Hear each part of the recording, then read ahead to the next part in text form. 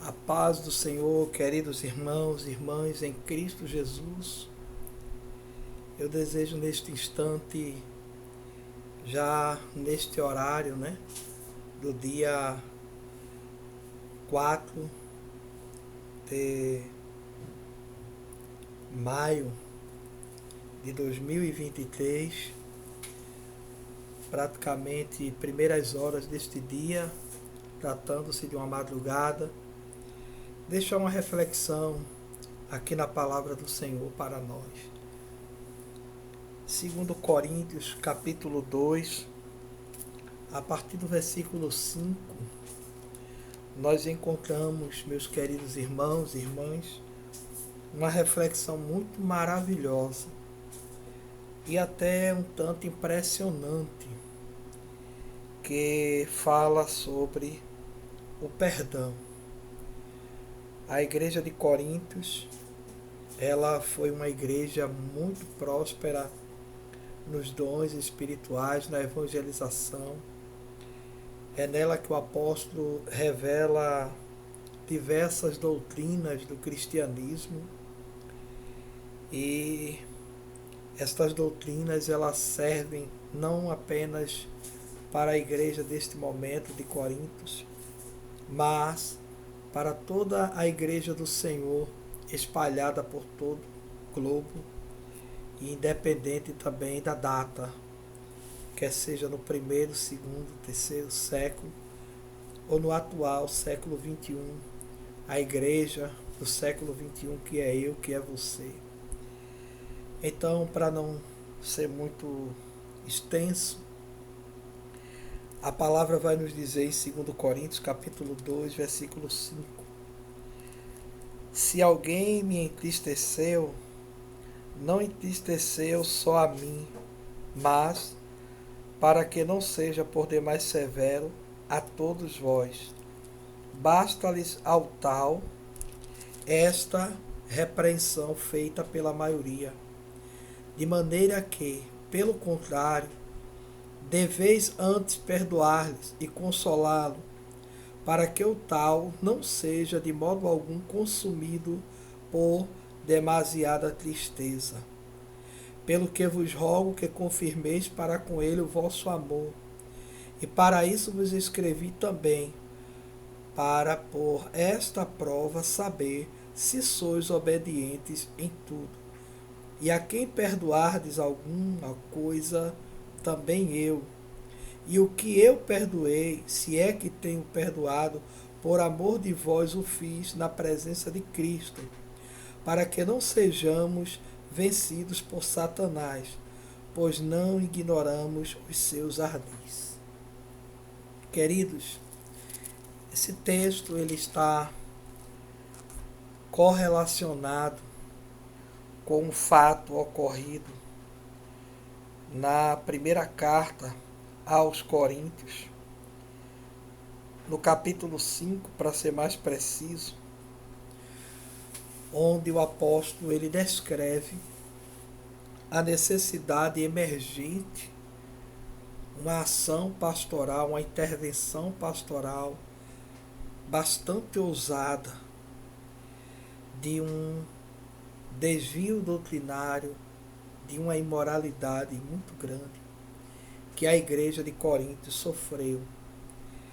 Um envolvimento de um jovem, podemos assim dizer, que tinha, de certa forma, um relacionamento íntimo com a mulher do seu pai. Isso está descrito em 1 Coríntios, no capítulo 5, você pode depois ler. E o apóstolo ele pede para que a igreja ela tome uma providência de disciplina, de correção, de punição, porque a igreja ela tem que ter disciplina, correção, punição. Mas é interessante, meus queridos, que quando ele escreve esta segunda carta, ele se lembra que a disciplina, que a punição, que a correção, ela não pode ser eterna. Ela é temporária. Ninguém deve tomar um medicamento a vida toda.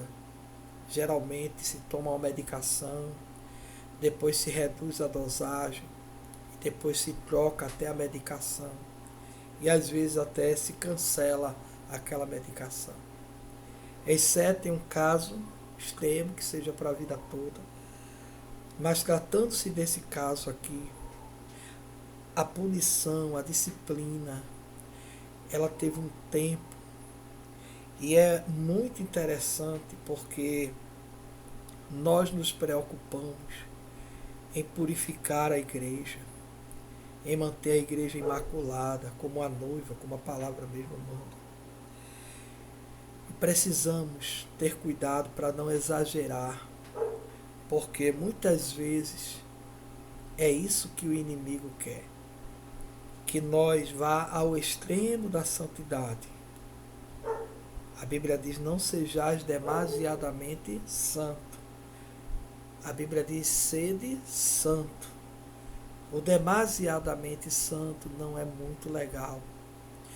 Então aqui a igreja, ela cumpriu, ela puniu, ela corrigiu, disciplinou, mas ela estava esquecida de reconciliar aquele irmão. E aí o apóstolo Paulo, ele, na sua segunda carta, dentre tantas outras admoestação pastoral, ele vai falar o seguinte: se alguém me entristeceu, não só a mim, mas entristeceu todo mundo, porque a igreja ela é um corpo composta por diversos membros. E ele diz que esta pessoa que entristeceu já tinha recebido uma repreensão feita por muitos, pela maioria. A descrição é bem clara, pela maioria, dando a entender que foi uma decisão coletiva da igreja e que agora eles deviam perdoar. Vai dizer o versículo 7 do capítulo 2 que nós lemos. De maneira que, pelo contrário, deveis antes perdoá-lo e consolá-lo, para que o tal não seja de modo algum consumido por uma demasiada tristeza. Queridos, muitas vezes a pessoa erra, a pessoa falha, a pessoa peca, voluntária ou involuntariamente, não vem o caso, e ela fica depois dependendo do meu e do teu perdão. Muitas vezes ela já se resolveu com Deus, porque Deus é Deus, Deus entende, Deus compreende, Deus ama. Mas nós, seres humanos, guardamos muitas vezes uma mágoa, um rancor. E só porque talvez estejamos certos, com a razão, não queremos liberar o perdão para aquela pessoa. E isso é por demais prejudicial, não apenas para o ofensor que se arrependeu e quer o teu perdão, o meu perdão, o perdão da igreja, mas isso também é ruim para nós, porque Jesus, na oração dominical, sacerdotal, aquela oração mais conhecida como Pai Nosso, ele diz, perdoa as nossas ofensas, assim como nós perdoamos aos nossos ofensores. E às vezes não é nenhuma ofensa feita a nós, é o coletivo. Alguém pecou na igreja, dentro da igreja, escandalizou a igreja. E nós nos tornamos o juiz absoluto, que não queremos nem ouvir falar no nome daquele irmão, porque o escândalo foi grande. E é aí onde o apóstolo Paulo chega para os irmãos e diz, olha, confirme para ele ou para com ele o vosso amor.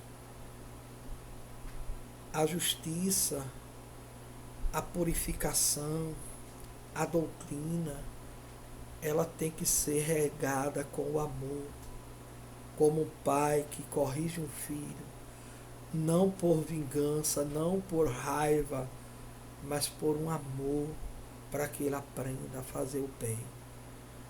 Então o apóstolo percebe que aquele irmão, descrito lá no capítulo 5 da primeira carta, ele se arrependeu.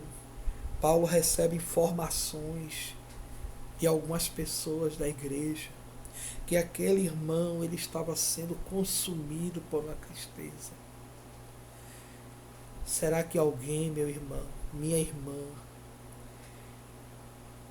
está sendo consumido por uma tristeza porque perdeu a tua amizade, porque por alguma falha, alguma fraqueza, algum pecado, você se afastou? Talvez você diga, olha, eu perdoei, mas não quero papo. Tudo bem, é um direito seu. Mas até onde esse não quero papo vai estar dentro de um verdadeiro perdão? Porque o verdadeiro perdão, ele não esquece, também ele não lembra, ele não cobra. O verdadeiro perdão, exceto de Deus, que ele diz que lança no mar do esquecimento, mas do ser humano, somos humanos, nossa memória é boa, sempre a gente pode estar lembrando, sempre o inimigo vai nos lembrar. Mas a gente precisa exercitar o amor e provar este amor por meio de um perdão. Se você, meu irmão, minha irmã, que está me assistindo agora, não consegue liberar o perdão, você vai ter problema no dia da eternidade, no juízo. Porque é perdoando que se é perdoado, como dizia um dos grandes ícones da religião. Nós precisamos do perdão de Deus. A Bíblia diz, aquilo que vós quereis que os homens vos façam, façais vós também. Então, meu irmão, você, minha irmã, você, que está aí com o coração fechado, não quer nem olhar na cara, no rosto, na face do teu irmão, da tua irmã, por quem Cristo morreu, a quem Deus também já perdoou, e você está massacrando essa pessoa, porque você não quer perdoar. Talvez você esteja se sentindo bem por saber que ela sofre, que ela está pagando um preço. Veja até onde esse preço é justo. Veja até onde essa pessoa tem recursos para pagar. Porque esse rapaz, quando eu digo para pagar, não estou falando questão financeira, mas eu estou falando do perdão, do amor, da misericórdia.